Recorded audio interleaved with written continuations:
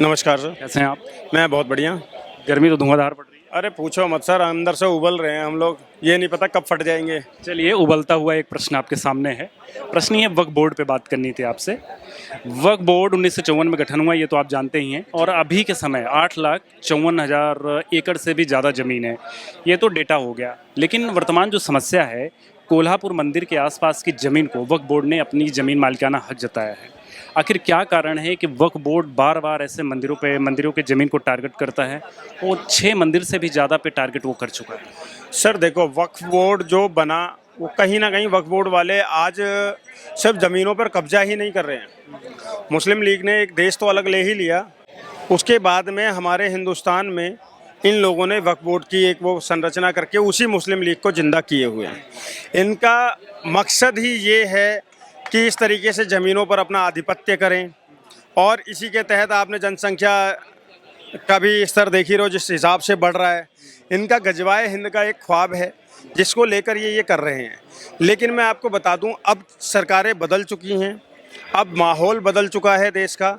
ना अब किसी के साथ भी ना जाति होगी और ना कोई अनर्गल चीज़ें कर पाएगा। और आप देखिएगा, अब आने वाले जो 5 साल हैं इसमें वक्फ बोर्ड की हालत बहुत ख़राब होने वाली है। आपको पता होगा, उत्तर प्रदेश में वक्फ बोर्ड की बहुत सारी ज़मीनें सीज भी की गई, क्योंकि वक्फ बोर्ड को इन्होंने, कांग्रेसियों ने एक ऐसा कानून बनाकर उनको फ़ायदा पहुंचाने की कोशिश करी कि जहां पर वक्फ बोर्ड ने अपना बोर्ड लगा दिया, वो ज़मीन उसकी हो गई। मतलब मजाक चल रहा है क्या हमारे देश में? और बड़ी बात सोचिए, ये तो अंटालिया को भी कहते हैं कि वक्फ बोर्ड की ज़मीन पर है, ये किसी भी ज़मीन को कह देते हैं कि वक्फ बोर्ड की ज़मीन है। तो ये जो एक धांधलेबाजी चल रही थी वक्फ बोर्ड के नाम पर भारत की ज़मीन हथियाने की, ये अब ख़त्म होने वाली है, क्योंकि नरेंद्र मोदी की सरकार है। और जैसा कि आपने योगी जी को भी देखा होगा, उत्तर प्रदेश में बहुत सारी वक्फ बोर्ड की ज़मीनों को रद्द का वो हुआ है। उसी के तहत नरेंद्र मोदी सरकार इस 5 सालों में वक्फ बोर्ड का इलाज अच्छे से करेगी, ये मैं आपको पक्का वादा करता हूँ। इंद्रेश भी, आपसे ये जानना है कि ठीक है, आपने कहा, तो क्या इस कानून में सुधार होना चाहिए? पूरे वक्फ बोर्ड की समाप्ति की आप सोच रहे हैं क्या? आपका आपकी मुझे लगता है कि पूरी तरीके से वक्फ बोर्ड को समाप्त कर देना चाहिए। जब हमारा देश सेक्युलर है, कांग्रेस कहती है कि ये सेक्युलर है, तो यहाँ पर वक्फ बोर्ड की ज़रूरत ही नहीं है। और अगर वक्फ बोर्ड है तो सनातन बोर्ड भी बनना चाहिए फिर, आप समझ रहे हैं। लेकिन मुझे लगता है ना सनातन बोर्ड बनना चाहिए ना वक्फ बोर्ड होना चाहिए। मुझे लगता है ये दोनों समाप्त होकर सबको बराबरी से, जो जिसकी ज़मीन है वो उसकी रहने दो ना। आप ऐसे कोई भी एक बोर्ड बनाओगे, कल को यहाँ पर अपना वो लगा दोगे कि ये मेरी ज़मीन हो गई, ये गलत है। पूरी कोर्ट भी तरीके से ना तो मैं तो यही, सामने वाला कोर्ट भी नहीं जा सकता, और वक्फ बोर्ड को साबित नहीं करना कि ये उसकी ज़मीन है या नहीं है। आपको साबित, अगर आपके घर पर वक्फ बोर्ड ने बोर्ड लगा दिया तो आपको साबित करना है कि ये ज़मीन आपकी है, वक्फ बोर्ड को नहीं करना है।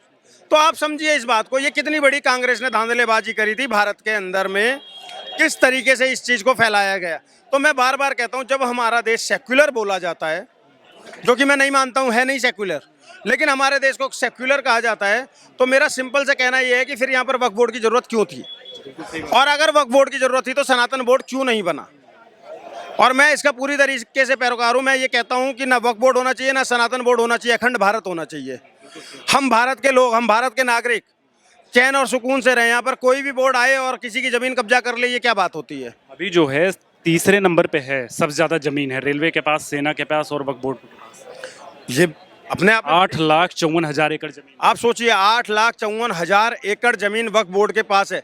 ये क्या साजिश थी कांग्रेस की? ये कौन सी साजिश थी कि ऐसा किया गया? मेरा प्रश्न वहीं पर आके टिकता है ना, कि जब भारत आज़ाद हुआ तब भारत क्या था? सेक्युलर नहीं बोला जाता था इसको, लेकिन नेहरू जी ने इसको बोला कि हम पंथ निरपेक्ष रहेंगे, धर्म निरपेक्ष नहीं, पंथ निरपेक्ष रहेंगे। और फिर इंदिरा जी ने सेक्युलर शब्द जोड़ दिया संविधान के अंदर में। उससे पहले संविधान के अंदर में सेक्युलर शब्द था नहीं। और जब आप सेक्युलर कहते हो तो 1954 के अंदर में वक्फ बोर्ड के गठन की आवश्यकता क्या थी, मुझे ये बताइए ना। जब बंटवारा हुआ, एक देश पाकिस्तान बना, एक हिंदुस्तान बटा, जिसको हिंदुस्तान में रहना था वो हिंदुस्तान में रह रहा था, जिसको पाकिस्तान में रहना रह रहा था वो पाकिस्तान में रह रहा था।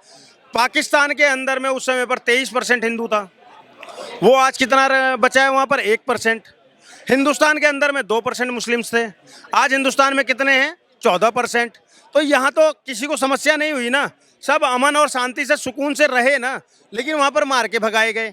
बावजूद इसके तुमने यहाँ पर एक साजिश के तहत वक्फ बोर्ड दे दिया इनको, जिसके तहत ये ज़मीनें हथियाने लगे। तो गलत है ना। इसको मैं तो मांग करता हूँ कि इसमें सुप्रीम कोर्ट भी क्यों अब तक शांत है। सुप्रीम कोर्ट हर मुद्दे में दखल अंदाजी करता है, वक्फ बोर्ड जैसे मसले पर क्यों चुप है। मैं हमेशा मांग करता हूँ और ये मैं चाहता हूँ कि वक्फ बोर्ड समाप्त होना चाहिए, बिल्कुल होना चाहिए। नमस्कार भैया। क्या नाम है आपका? अनुराग सिंह। अनुराग भाई, क्या आप मुझे आपसे जानना ही है, क्या वक्फ बोर्ड के बारे में जानते हैं और ये कैसे काम करती है? जी बिल्कुल जानते हैं। क्या जानते हैं? जैसे सर वक्फ बोर्ड एक ऐसी संस्था है जो मतलब कांग्रेस के टाइम में बनाई गई थी, और वक्फ बोर्ड ऐसी है कि अगर वो जाके एक सपोज करो कि अब वो अगर मेरे घर पे क्लेम कर देती है तो हम लोग कोर्ट भी नहीं जा सकते, हमें वक्फ बोर्ड के कोर्ट में जाना पड़ता है। ठीक है, हमारी ज़मीनें छीन ली जाती हैं। इस तरीके से काम करती है वक्फ बोर्ड। वक्फ बोर्ड की आपको ये भी जानकारी होगी, जहाँ तक जब इतना पता है कि तीसरे नंबर पे है जो सबसे ज़्यादा ज़मीन है, सेना और रेलवे, उसके बाद तीसरे नंबर पे सबसे बड़ी ज़मीन है। और ये जो वक्फ बोर्ड है, ये बहुत ही बेकार कानून था कांग्रेस के द्वारा। ये सिर्फ एक पक्ष को बढ़ावा देने के लिए है, दूसरे पक्ष को दबाने के लिए है। और अभी देखो मंदिर पे कब्जा कर लिया है उन लोगों ने। वहाँ की आसपास कहाँ की है वो मंदिर? कोल्हापुर मंदिर। कोल्हापुर मंदिर। वहाँ के आसपास ज़मीनों को, महाराष्ट्र की जो है आसपास की ज़मीनों को क्लेम कर रहे हैं कि वो मेरी है। और ऐसे ही 5-6 और भी मंदिर हैं जिनके ऊपर ये क्लेम कर चुके हैं। तो इनका काम है कि ये चाहते हैं कि मंदिरों को हथिया लेना, ठीक है, जिससे कि ज़्यादा से ज़्यादा वहाँ पे तोड़ फोड़ करके अपना मतलब एक मुसलमान का वो बना के उस पर करना चाहते हैं। ठीक है, तो ये सिर्फ हिंदुओं को दबाने के लिए है वक्फ बोर्ड बनाया गया था, और कोई रीज़न नहीं है। ये बताइए, सन 1954 में इसका गठन हुआ जैसे जी। और मुश्किल से 46 भी 70-75 साल हुआ। बिल्कुल। और 75 साल में 8 लाख एकड़ से भी ज़्यादा ज़मीन जो है वक्फ बोर्ड के नाम हो जाती है। आखिर क्यों ऐसे कानून में परिवर्तन होना चाहिए कि नहीं होना चाहिए? क्या ऐसा नहीं लगता वक्फ बोर्ड के ख़त्म करने का समय आ गया? आपको क्या लगता है? बिल्कुल ख़त्म करने का टाइम आ गया है, इसीलिए तो हम बीजेपी को वोट कर रहे हैं कि ऐसी जो ये फालतू की संस्था है जिनकी वजह से लोगों को इतनी प्रॉब्लम हो रही है, खास करके हम हिंदुओं को इतनी प्रॉब्लम हो रही है, वो चीज़ को ख़त्म कर सकें। अभी आप देखो ईएससी की रिपोर्ट देखो, एक जो हमारे मोदी जी को थमाई गई थी, ठीक है, आप उनकी रिपोर्ट देखोगे ना तो 7% से हिंदुओं की आबादी घटी है और मुसलमानों की 43% से बढ़ी है। ठीक है, तो 43% से जो आबादी बढ़ी है, आगे चल के 30-35 साल में क्या होगा? अगर ऐसी चीज़ों को आप बढ़ावा देते हो तो क्या होगा? इंडिया के लोकसभा में सारी सीटें ज़्यादातर सांसद मुस्लिम, प्रधानमंत्री हमारा मुस्लिम। ठीक है, जब वो मुस्लिम होगा तो फिर क्या होगा? उसका एग्जाम्पल सबको पता है। अगर नहीं पता है तो आप बांग्लादेश और पाकिस्तान में देख लीजिए, जहाँ पे बहुसंख्यक मुस्लिम है, वहाँ के हिंदुओं की क्या हालत है। दरअसल वक्फ बोर्ड में जो सदस्य होते हैं वो अक्सर मुस्लिम ही होते हैं। मुस्लिम सांसद रहेंगे, मुस्लिम विधायक रहेंगे, यहाँ तक कि मुस्लिम ब्यूरोक्रेट भी रहेंगे, आईपीएस, आईएएस, सारे के सारे मुस्लिम रहते हैं। क्या इसमें भी परिवर्तन करने की ज़रूरत है कि इसमें भी कुछ और लोग को भी शामिल किया सर सर सर सर पूरी संस्था ही समाप्त? ये तो आपने गलत क्वेश्चन कर लिया। क्यों? क्योंकि उसमें परिवर्तन जैसा कुछ है ही नहीं। ऐसी कोई संस्था हो जो आपके घर पे क्लेम कर दे और आप कोर्ट भी नहीं जा सकते, तो ऐसी संस्था चलाने की जरूरत क्या है ना? इसको बंद करो। आप आने वाली जनता को आप परेशानी में डाल रहे हो। मेरा सवाल का जवाब उसी में था कि जहाँ पे बहुसंख्यक मुस्लिम हैं वहाँ पे देख लो आप क्या हालत है हिंदुओं की। आप देश के बाहर मत जाओ ना, आप बंगाल में चले जाओ, वहाँ के औरतों के साथ क्या हो रहा है संदेश खाली में, आए दिन रेप, आए दिन लव जिहाद, क्या हो रहा है ये सारी चीज़ें। तो सर वक्फ बोर्ड को मैं कहता हूँ कि ख़त्म करो। मोदी जी से हाथ जोड़ के रिक्वेस्ट है कि इसको ख़त्म करो। आप आते ही सबसे पहले वक्फ बोर्ड पे एक्शन लो। आप हमारे यहाँ तक कि रेलवे की ज़मीन को इन लोगों ने नहीं छोड़ा, वहाँ पे क्लेम डाल दिया, वहाँ पे मस्जिद बनवा ली, वहाँ पे नमाज पढ़ रहे हैं। लोगों को कितनी असुविधा हो रही है, आप वो चीज़ देखो ना। तो कुल मिला के आपकी ये डिमांड है कि मोदी सरकार जो है वक्फ बोर्ड को समाप्त करे? बिल्कुल ख़त्म करे और सख्त तरीके से इस पे एक्शन लेना चाहिए। मुझे आज आपसे बात करनी है वक्फ बोर्ड पर। दरअसल वक्फ बोर्ड के बारे में बहुत अच्छी तरीके से आप जानते ही हैं। हाँ हाँ, सुना हुआ है। तो उस पे क्या है कि अभी कोल्हापुर मंदिर जो महाराष्ट्र का है, उसके आसपास की जो ज़मीन है उस पर वक्फ बोर्ड ने जो है अपना मालिकाना हक जताया है। इससे पहले भी कई मंदिरों पर, लगभग 5-6 मंदिरों पर उसने अपना मालिकाना हक जताया। और तमिलनाडु का जो तिरुचली गांव है, उस पूरे गांव को ही 1500 साल पुराने वो मंदिर को ये भी सब अपनी, तो ये लगातार वक्फ बोर्ड जो है ये मालिकाना हक जता देता है कहीं भी। इस पे आपकी राय जाननी थी, क्या इस पे भी कोई कानून बनना चाहिए या फिर क्या होना चाहिए? क्यों मतलब देखिए, ऐसा है कि धीरे धीरे समाज एकजुट हो रहा है और उसका इम्पैक्ट आने लगा है। तो जब वो कहते हैं ना, हमारे यहाँ दीपक जब बुझने को होता है तो लौ बहुत ज़्यादा फड़फड़ाने लगती है। तो वक्फ बोर्ड वालों का भी यही हाल है। अब इन बीमारियों को अच्छे तरीके से निपटाना होगा। जिसे हमारे समाज में वो सेकुलर शब्द जोड़ा गया था, ठीक है, वक्फ बोर्ड की एंट्री कराई गई थी, ठीक है, साहबानों का केस पलटा गया था। तो हमारे यहाँ अपीजमेंट की जो परंपरा रही है उसको पावरफुल तरीके से लागू करने के लिए वक्फ बोर्ड का निर्माण किया गया था, जिसको हम लोग मुस्लिम पर्सनल लॉ बोर्ड के नाम से भी जानते हैं। तो ये तमाम संस्थाएं जो हैं ये मुसलमानों को एकजुट करने के लिए और उनको डरा के रखने के लिए कि भाई हिंदू मेजोरिटी देश है और यहाँ हिंदू तुम लोगों को जीने नहीं देंगे, ये सब करने के लिए। और कांग्रेस वालों का अपीजमेंट का आलम ये है कि ये लोग शुरू से ही मुसलमानों के अपीजमेंट के शिकार रहे हैं। अब केशव हेडगवार जो जी थे, आप 1925 तक चले जाएं, आरएसएस की स्थापना के पहले, तो सबसे पहला शख्स वही थे मुस्लिम लीग बनने के बाद जिन्होंने ये कहा था कि भैया कांग्रेस तो अपीजमेंट कर रही है। तो ये इनकी एक थ्योरी चली आ रही है। इनके साथ इतने धोखे हुए हैं, मुसलमानों ने इतना धोखा किया है, लेकिन इनको ये आज भी लगता है कि नहीं ये सुधर जाएंगे, हम प्रेम से ही इनको सुधारा जा सकता है, इनको खुश करके ही इनकी नीयत चेंज की जा सकती है। बट इस बात को ध्यान में रखना होगा कि ये उनका किताबी ज्ञान है कि ये धरती ही उनके लिए बनी हुई है, इस पर जो मुसलमान ने उसको रहने का कोई अधिकार नहीं है। जैसे 1954 में इसका गठन हुआ और आज के समय 8 लाख एकड़ से भी ज़्यादा उनके पास ज़मीन है। ज़मीनें बढ़ती जा रही हैं।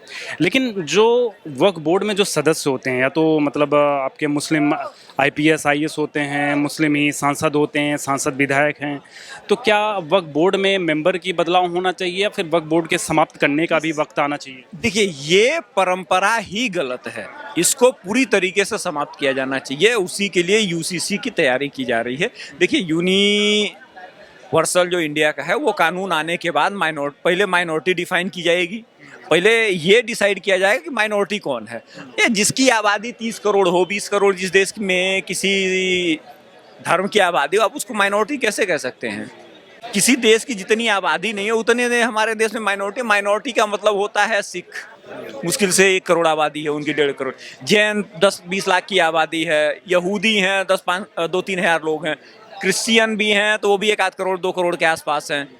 तो ये एक भारत को, सनातन धर्म को मिटाने की जो साजिश चल रही है सदियों से, ये वक्फ बोर्ड हो गया, मुस्लिम पर्सनल लॉ बोर्ड हो गया या फिर चर्च हो गया, ये उसी का एक हिस्सा है। क्योंकि हमारे देश के जो लीडर रहे उनका ये मानना था कि ये तो हिंदू धर्म है, एक बैकवर्ड चीज़ है जो कुछ दिन में ख़त्म हो जाएगी। उनको ये नहीं पता था कि ये धीरे धीरे वापसी कर लेगा अपनी। तो उसी तरीके से चल रहा है। मतलब आपकी बातों से ये लग रहा है कि आप कहीं ना कहीं अल्पसंख्यक जो संख्या के आधार पर चाहते हैं, धर्म के आधार पे नहीं, क्योंकि कहीं ना अल्पसंख्यक का मतलब भी वही होता है कि संख्या के आधार पे हम अल्पसंख्यक डिक्लेयर करें। नहीं, देखिए, अल्पसंख्यक ये कोई वर्ड ही नहीं होता है। ये हमारे देश में राजनीति चमकाने के लिए इस शब्द को, माइनॉरिटी को यूज किया गया है। ठीक है भैया, जब आपके राइट अलग होंगे, आपको स्पेशल राइट दिया जाएगा तो आप छोड़ देंगे। हम लोग ड्यूटी प्रायोरिटी होती है, हमारी ड्यूटी जो होती है वो प्रायोरिटी होती है। हमें दिवाली भी हम बाद में मनाएंगे, अगर हमारी कोई ड्यूटी कोई काम आ गया तो हम पहले उसको निपटाते हैं। हमारे यहाँ कर्म को महान माना गया है, रिलीजन तो, धर्म जो है उसके बाद आता है। ठीक है, और धर्म के बाद हमारे यहाँ देखिए धर्म, अर्थ, काम और मोक्ष, इसकी भी परंपरा है। लेकिन मुसलमानों को हमारे देश में डरा धमका के रखा गया है कि भैया तुम्हारा ये हो जाएगा, तुम्हारा वो हो जाएगा। धीरे धीरे उनके अंदर भी जागरूकता आ रही है और वो इसका निराकरण किया जाएगा।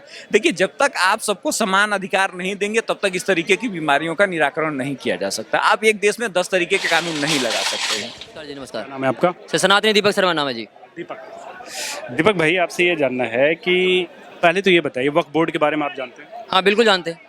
1954 में गठन हुआ। बिल्कुल बिल्कुल। और ये भी जानते होंगे कि इस समय तीसरे नंबर सबसे ज़्यादा ज़मीन है, पहले सेना के पास है, रेलवे के पास है, ये है। मुझे पता है कितना है ये, 8,54,000 और 509 एकड़ जमीन है उनके पास। बहुत सही, दुरुस्त जानकारी है। मुझे आपसे यही जानना है कि कोल्हापुर मंदिर महाराष्ट्र में है, उसके आसपास की ज़मीन को वक्फ बोर्ड ने फिर से अपना मालिकाना हक जताया है। सिर्फ पहली बार नहीं है, बहुत बार हुआ ऐसे मंदिरों पे। और इसके अलावा मुझे मंदिर की ज़मीन पे स्पेशली भी बात करनी है। बाकी एक तमिलनाडु का एक पूरा का पूरा गांव इन्होंने अपना बता दिया था वक्फ बोर्ड ने, तो क्या कार्रवाई होनी चाहिए, क्यों ऐसा हो रहा है, कहाँ कमी आ रही है? मैं तो कहता हूँ ये वक्फ बोर्ड का जो ये किस्सा है ना, ये ख़त्म करना चाहिए। ये सबसे गलत है, ये लोगों के साथ बहुत गलत हो रहा है। इससे लड़ाइयाँ झगड़े भी होते हैं, इससे धर्म की राजनीति भी हो रही है। वक्फ बोर्ड क्या है सर? अगर आपने वक्फ बोर्ड बना रखा है, ये मंदिर पे छाप क्या कहते हैं हाथ रख देंगे तो इनका हो जाएगा। यहाँ तक का एक क्या कहते हैं कोर्ट पे भी इन लोगों ने बोला था कि ये कोर्ट हमारा है। कोर्ट अपना क्या कहते हैं केस जो है खुद कोर्ट में लड़ रहा है। बताइए, ऐसी हालत आ चुकी है और इनके पास इतनी ज़मीनें हो चुकी हैं। बताइए, अब ये केजरीवाल जी जीतते हैं जाके कर्नाटक में 100 करोड़ ये दे देते हैं वक्फ बोर्ड को। ठीक है, अगर आप वक्फ बोर्ड बनाते हो तो आप हिंदुत्व बोर्ड भी बना दीजिए, फिर हिंदू भी तो करे ना। एक ही संस्था के लिए क्यों कर रहे हो आप? एक ही जाति के लिए क्यों कर रहे हो आप? दोनों के लिए करो। अगर आप एक के लिए करोगे तो इसका मतलब है हमारे देश में हिंदू मुस्लिम लड़ाई होती रहेंगी। आप समानता करिए। मैं तो ऐसा नहीं कह रहा हूँ कि एक के लिए हो रही है, कोई गलत बात तो नहीं कह रहा ना। तो भाई दोनों के लिए बनाओ, वरना ये लड़ाइयाँ तो हमेशा हो चलती रहेंगी। ये वक्फ बोर्ड क्या है? एक के लिए आप काम करते चले जा रहे हो, तो ये तो गलत है भाई। इस पे कार्रवाई होनी चाहिए। दीपक, मुझे ये बताओ यार कि ये इसमें जो वक्फ बोर्ड है, इसमें कुछ सुधार की जरूरत है या वक्फ बोर्ड को बिल्कुल समाप्त करने की जरूरत है? आपको क्या लगता है? सर, वक्फ बोर्ड को बिल्कुल समाप्त करने की ज़रूरत है। मैं ये जानता हूँ कि 1947 में जब हमारे यहाँ लड़ाई लड़ी गई थी आज़ादी की, तो उसमें हिंदू मुस्लिम सिख ईसाई चारों ने मिलकर लड़ाइयाँ की थी, ठीक है ना। तो अगर आप एक को ही हक दे देते हैं कि वक्फ बोर्ड आपका है, आप जहाँ रखोगे हाथ वो ज़मीन आपका हो जाएगा, तो ये गलत है ना। और आप साबित भी ना कर पाओ आपकी। आप साबित नहीं कर सकते, आप कोर्ट तक नहीं जा सकते हो। ये वाला नियम तो क्या कहते हैं कांग्रेस ने बनाया है कि अगर वक्फ बोर्ड ने क्या कहते हैं ज़मीन हड़प लिया तो इसका मतलब आप कोर्ट भी नहीं जा सकते। तो ये तो गलत है ना। आम आदमी, जैसे कोई गरीब आदमी हुआ, अगर आप उसके घर पे वक्फ बोर्ड ने हाथ रख दिया कि हमारा है, तो इसका मतलब उस गरीब आदमी कहाँ रहेगा? ये गलत है। हमारे देश में ये सबसे गंदा कानून ये है, इसको हटाना चाहिए। मैं वही हो रहा है। खिलाफ हूँ। बल्कि मैं नहीं, 140 करोड़ जनता भी खिलाफ है। आप किसी से भी अगर पूछेंगे तो यही बोलेगा कि ये गलत है। हेलो, नमस्कार भैया, नमस्कार जी। कैसे हैं आप? बढ़िया। गर्मी पड़ रही है धुआंधार? अरे 52 डिग्री पहुंच गई। कौन पहुंचा दी? और चुनाव का भी और रिजल्ट आने वाला है 4 तारीख को, उसकी गर्मी बहुत ज़्यादा है। दोनों तापमान बढ़ा दिया। हाँ, वो तापमान बढ़ा हुआ है सबसे ज़्यादा, जो चलिए। राजनीतिक सरगर्मी है। एक गर्मा गर्म और बात करते हैं आपसे। टॉपिक है वक्फ बोर्ड। वक्फ बोर्ड के बारे में आप जानते हैं? जी जी जी, बिल्कुल। तो अभी जो रिसेंटली मैटर है, कोल्हापुर एक मंदिर है महाराष्ट्र में, उस मंदिर के आसपास को जमीन को वक्फ बोर्ड ने कहा ये हमारी जमीन है। और इसी तरह पहली बार नहीं, ये लगातार हो ही रहा है, आप देख ही रहे हैं। और वर्तमान समय में 8,54,000 एकड़ जमीन, 8,54,000 एकड़ जमीन है वक्फ बोर्ड पर। क्या किया जाना चाहिए? आधा तकरीबन पंजाब जितनी ज़मीन है वक्फ बोर्ड पे है। और कांग्रेस ने ये भी कहा है कि भैया हम आएंगे तो फाइनेंशियली भी मजबूत कर देंगे, इतना पैसा दे देंगे वक्फ बोर्ड को कि ज़मीन तो है ही दूसरे नंबर की, आपको इतना पैसा दे देंगे कि आप माला माल हो जाओगे। तो अरे भैया, वही कह रहा हूँ, तुम गरीबी हटाओ का नारा दे रहे हो, तुम तो 10 लाख गरीबों को बांट दो, वो नहीं बांटेंगे। कह रहे हैं ये वक्फ बोर्ड, देखो वक्फ बोर्ड में टाइम टू टाइम ये लोग मजबूत करते रहे हैं। पहले 1954 में नेहरू जी लेके आए थे, जबकि भीमराव अंबेडकर के संविधान में ना वक्फ बोर्ड था, ना पर्सनल लॉ था, ना सरिया था, कुछ नहीं था, सिर्फ संविधान था। लेकिन 1954 में वो वक्फ बोर्ड को ऐड करते हैं कि यहाँ से जो लोग छोड़ के गए उनकी ज़मीनें वक्फ बोर्ड पे रहेंगी, वहाँ से जो छोड़ के आए उनके पे चली गई। फिर उसके बाद जैसे इनकी सरकारें आती रहीं उसको मजबूत करती रहीं। फिर 404 लेके आए राजीव गांधी, उसको और खतरनाक बना दिया कि आप पहले तो थोड़ा बहुत लचीला था कि आदमी कंप्लेन भी कर सकता था अदालतों में, अब अदालत में भी नहीं जा सकते। अगर इलाहाबाद की जो ज़मीन है उस पर दावा ठोक दिया वक्फ बोर्ड ने, उसको भाग के सुप्रीम कोर्ट गया। सुप्रीम कोर्ट ने कहा वक्फ बोर्ड के ऑफिस जाओ भैया, हाथ जोड़ो, अगर रहम कर लेंगे तो वही हो सकता है। उनके लिए तो कोई कानून नहीं है हमारे संविधान में, तो यहाँ तो कुछ हो नहीं सकता, पटिशन हो नहीं सकती। तो ये है, कल को कह दे कि ये दिल्ली हमारा है ना, तो ये दिल्ली उसी का है, फिर इस पर कोई पटिशन दायर नहीं हो सकती, कोई अदालत नहीं बनी है जिसमें सुनवाई हो जाएगी। ये कांग्रेस की देन है और किसी की देन नहीं है। भीमराव अंबेडकर ने तो नहीं बोला था वक्फ बोर्ड बना के बैठ लो, ये तो इन्हीं के बाप दादाओं परनानाओं ने बनाया। और आज ये हमारे सबसे बड़ा चैलेंज यही है कि आज तो हम हैं, लेकिन 25 साल बाद हमारी पीढ़ी के साथ क्या होगा वो सोचने लायक। ऐसे ही एक केस तमिलनाडु में हुआ था। तमिलनाडु का पूरा गांव ही वक्फ बोर्ड के उसमें आ गया था। रातों रात बोला कि ये गांव जो है वक्फ बोर्ड की ज़मीन है, और वो गांव वाले कहीं भाग के किसी कोर्ट में नहीं जा सकते, कहीं से किसी के आगे गुहार नहीं लगा सकते। एक ही तरीका है, आप वक्फ बोर्ड के ऑफिस जाओ, वहाँ पे आप माफ़ी मांगो, उसको राह में आएगा तो आपकी ज़मीन दे देगा, और नहीं आएगा तो जाओ, आप बेघर हो गए। अपने ही देश में आप सोच लो कितनी बड़ी विडंबना है कि मतलब वक्फ बोर्ड ऐसा वो बना के, वर्शिप एक्ट, वक्फ बोर्ड, पर्सनल लॉ, इन चीज़ों का क्या मतलब था? हमारे बाबा साहब ने तो नहीं बनाया था, संविधान में तो ये सब चीज़ें थी ही नहीं। उन्होंने तो समान अधिकार दिया था सबको मौलिक अधिकार दिए थे, समान सबको एक तरह से कानूनी प्रक्रिया में वो स्पेशल स्टेटस तो इन्होंने दिया उनको। तो क्यों दिया भाई, क्या सोच के दिया? यानी तुम्हारी मानसिकता किस तरह की है? इनके एक मंत्री हैं वह मणिशंकर अय्यर, उनका पाकिस्तान प्रेम हर चुनाव में बाहर आ जाता है। उन्होंने कहा है, पिछली बार कहा था कि ये प्रधानमंत्री वहाँ से नहीं बन सकते, हम पाकिस्तान हम मिल के हम सपोर्ट करो ताकि ये मंत्री न बने। दूसरा चीज़ है, अब की बार जो बयान दिया है वो कहते हैं जी उसके पास परमाणु बम है, तो मोदी जी ने उसके काउंटर में दिया है कि ऐसा है जी हम चूड़ियाँ नहीं पहन रखी, चूड़ियाँ भिजवा देते हैं। समझ रहे हो? तो ये इन्हीं की देन है भाई, देन है। मुझे एक चीज़ और जानना था कि इस जो वक्फ बोर्ड का कानून है, इसमें सुधार होना चाहिए या वक्फ बोर्ड का समाप्त करना चाहिए, क्या लगता है? देखिए, वक्फ बोर्ड को समाप्त करना चाहिए। 401 बहुत ज़रूरी है।